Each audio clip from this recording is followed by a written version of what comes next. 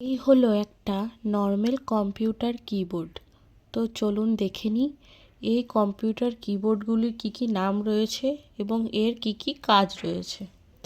তো প্রথমে আমরা দেখে নেব এই যে বিভিন্ন ফাংশনসগুলো, এগুলোকে ফাংশন কি বলা হয়। এটা সাধারণত F1 থেকে শুরু করে একদম F12 পর্যন্ত হয়। এগুলো বিভিন্ন অ্যাপের ফাংশন চেঞ্জ করার জন্য কাজে লাগে। এটা হলো ESC কি। এখানে রয়েছে বিভিন্ন ধরনের কি, যেমন ট্যাবস, তারপরে রয়েছে ক্যাপস লক। এই ক্যাপস লকের কাজ হলো আমরা যখন এই ক্যাপস লকটি অন করব তখন এখানে একটা লাইট জ্বলবে, মাঝের পয়েন্টের লাইটটা।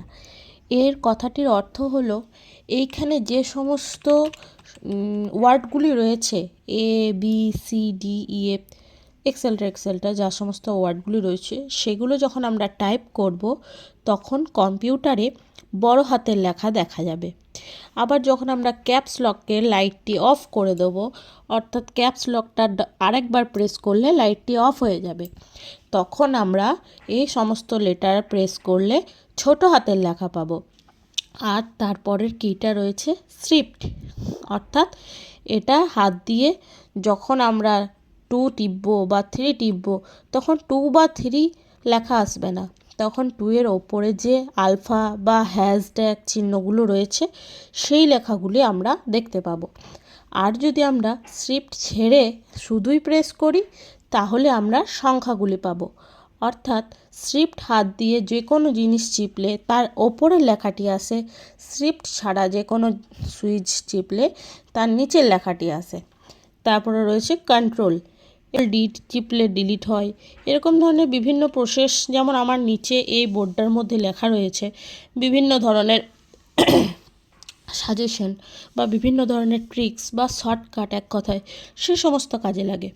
আবার যদি আমরা এই দিকে দেখি, এই দিকেও কিছু সংখ্যা রয়েছে, আবার এখানেও কিছু সংখ্যা রয়েছে। তো মূলত যারা বিগিনার্স হয় তারা এটা বুঝতে পারে না, হয়তো এখানে টাইপ করে, তারপর কোনো সংখ্যা টাইপ করার হলে এখানে গিয়ে টাইপ করে। কিন্তু আমরা এরকমটা করব না। যখন আমরা ওয়ার্ড থেকে সংখ্যা থেকে কাজ করব তখন এখানে ওয়ার্ড প্রেস করে সংখ্যাগুলো আমরা এগুলো ইউজ করব।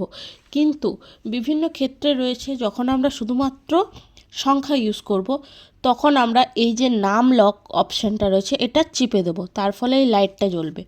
এই লাইটটা জ্বললে কি হবে, যখন আমরা শুধুমাত্র সংখ্যা দিয়ে কাজ করব এই লাইটটার নাম লক চিপে যদি আমরা এগুলো প্রেস করি তাহলে 7 লেখা উঠবে, 8 লেখা উঠবে, 9 লেখা উঠবে।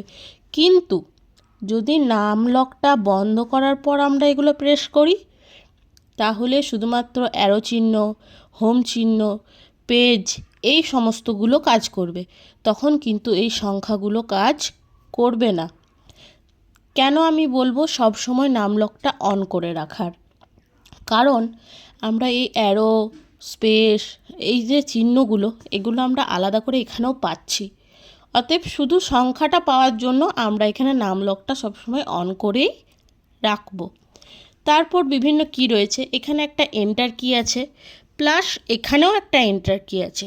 আমরা যখন এখানে কাজ করব তখন এই এন্টার কিটা কাজে লাগাবো, এটাও কাজে লাগবে, কিন্তু এটা যদি আমরা কাজে লাগাই তাহলে আমাদের খুব সহজেই এবং কম সময়ের মধ্যে কাজটি হবে।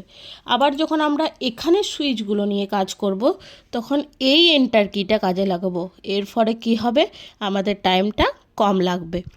আরও যদি কোনো কিছু কিবোর্ড সম্বন্ধে জানতে হয় তাহলে আমাকে অবশ্যই কমেন্ট করো। ধন্যবাদ।